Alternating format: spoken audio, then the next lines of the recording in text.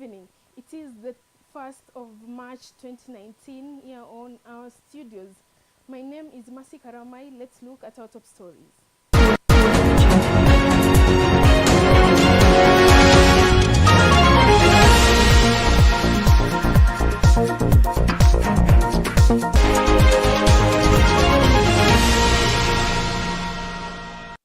Yale nimesema hapo, kama yatafanya mimi nirudi hapa nyumbani nikule mrenda, niko tayari kurudi hapa kula mrenda kwa sababu mimi nililelewa kwa mrenda.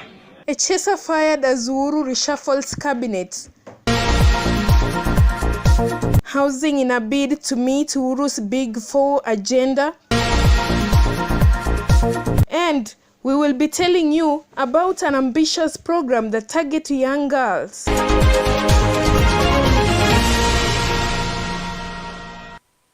Many thanks for having joined us here on our English News Weekend.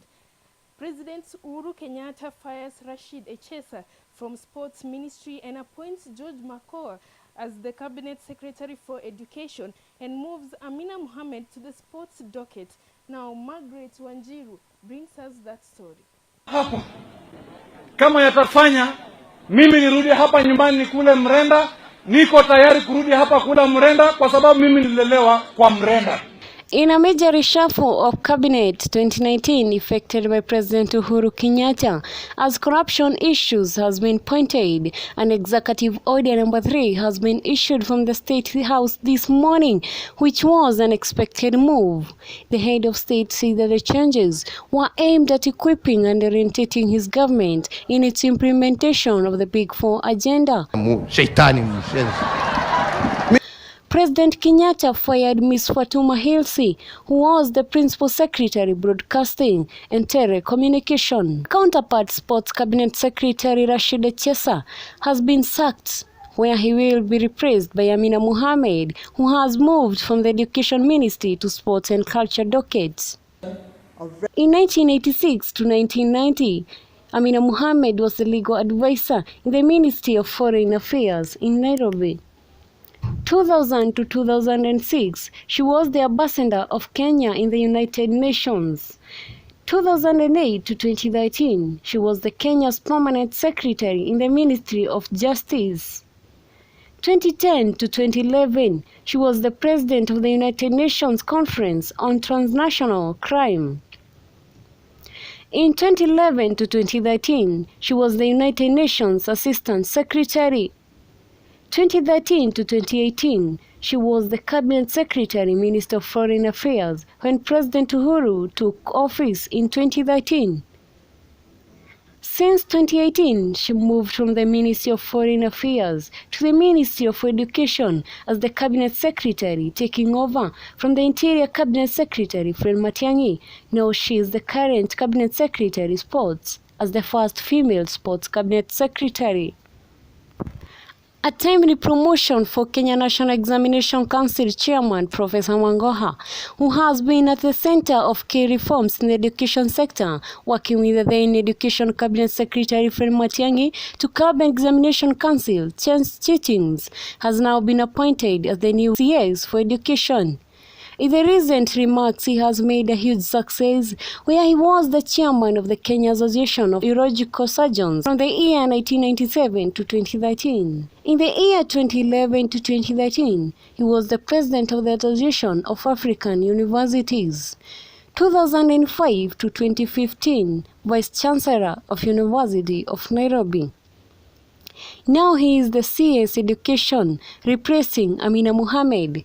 Amina, who had introduced a new system of education, and it's now in question if the system will still continue. Kurudi hapa kula mrenda kwa sababu mimi nililelewa kwa mrenda. Margaret Omboi, PTV, Nairobi. Thank you, Margaret, for that story. Now, Public Works PS Paul Mariga has revealed that the government is set to put up 500,000 affordable housing in a bid to meet President Uhuru's Big Four agendas under Housing Park. Now, Ruth Kiarie brings us the report. Public Works PS Paul Mariga addressing journalists during the third medium-term plan MTP3 2018 to 2022 held at Nyandarua Institute of Science and Technology in Nyandarua County. The PS said that the move shall be met by budgetary allocation, partnerships with financial institutes, private developers, cooperatives, and manufacturers of building materials. He said that the Kenyans will not only enjoy accessible and affordable food and healthcare, but also affordable and decent homes. One of the areas that have been set aside for the 500,000 houses, this is Park Road in Nairobi. There we are rolling out 1,500 houses. I visited it last week. The contractor is on site. Professor Mariga said that they were also working with the county government to end double allocation of funds by the national and county government. In here, I said the 5,000 houses are an investment of both government, the private sector, financiers, and other cooperatives, and those sort of players. He also urged the county government should be checking the MTP3 before allocating money to projects to cease double allocation. Ruth Carrier for PTV. Now, PTV is taking us to a short commercial break. When we come back, we still have much for you. Usikwame hapa. Get the confidence to lipa na M-Pesa and send money hata kama balance yako ni insufficient. Just dial *234# to join Fuliza.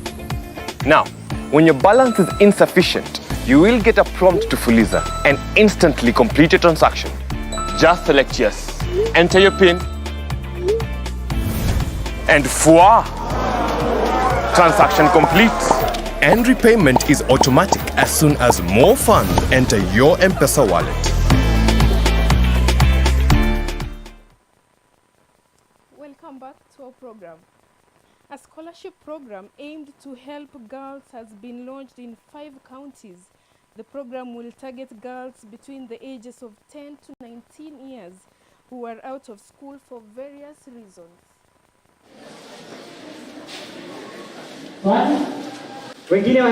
An ambitious program aimed at giving an opportunity to at least 5,000 girls from 5 counties aged between 10 to 19 years who are out of school for various reasons have been rolled out.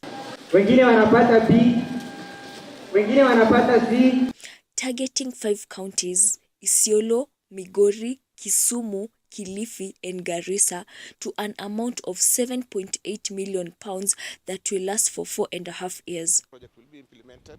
We are excited and we are hoping that we will identify the girls who are out of school and encourage them and allow them to go back to school. The big question is, will the boys be lucky enough to get the scholarship, since 5,000 girls are getting opportunities, yet only 500 boys are benefiting from it? Nancy Kihuga, PTV Weekend, Nairobi. Boda operators at Juja on Monday protested after one taxi driver mysteriously went missing. The taxi driver is said to have a client who asked him to take him to Kitengela.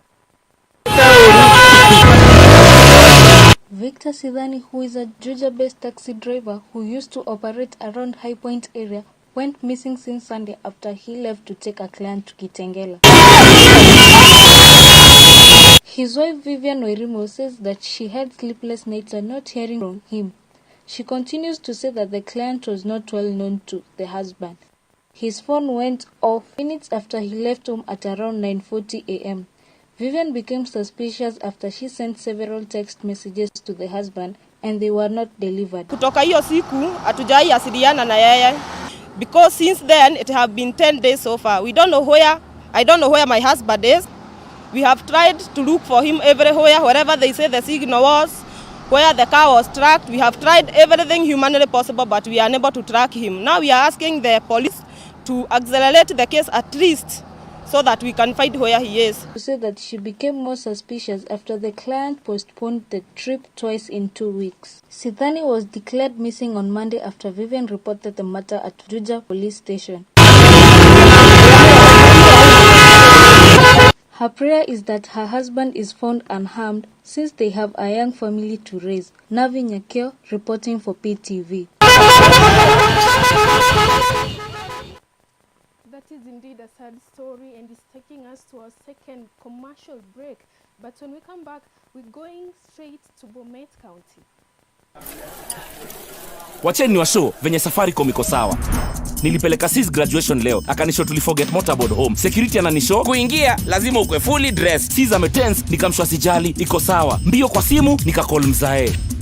Dad, tumesahau motorboard home. Hiyo ni nini? Wewe ongea na mama yenu hapa. Muulize kofia niweka wapi? Akasema bedroom. Nimeipata. Nikajua kila kitu iko sawa. Dad, mmefika? Akanisho tutachelewa. Too much jam. Ikabidi nicall jamaa Nduthi. Jemo, ingia Mbagathi Road, matrini ya green. Akapotea nikimdirect lakini akafikia matri. Mbuyu akamdunga ngepa kwa window. Sisi hapa metensi yake yote, makuzona manti wanaofange paka zote. Jemo uko? Bado nimelost. Weka mtu. Finally akafika.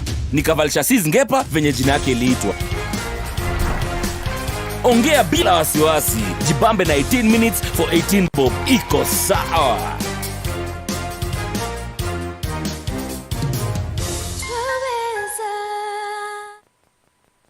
Welcome back.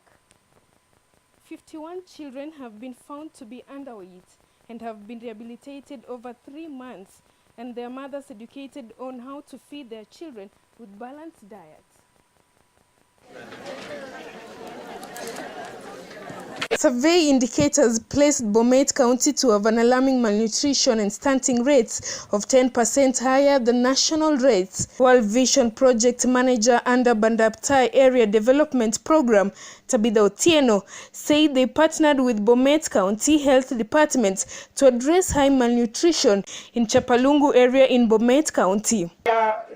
Nutritional indicators yenye imeonyesha katika survey yenye tulifanya hapo, na tukaona ya kwamba Bomet iko hali mbaya sana kwa watoto kwa na kilo chini na pia stunting. Kizungu inasema stunting. 51 children found to be underweight were rehabilitated over 3 months, with their mothers educated on how to feed their children on balanced diets. I want to appreciate World Vision for initiating or supporting this PDHAT program, which we have rehabilitated about 51 children. Bomet County Nutrition Director Sally Towet said more advocacy needs to be done to improve nutrition status in the county. Masi Karamai for PTV, Bomet County.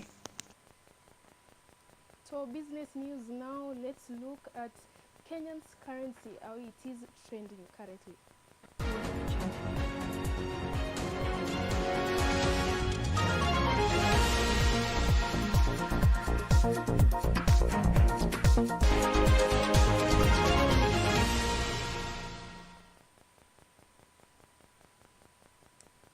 Well, we've come to the end of our program today.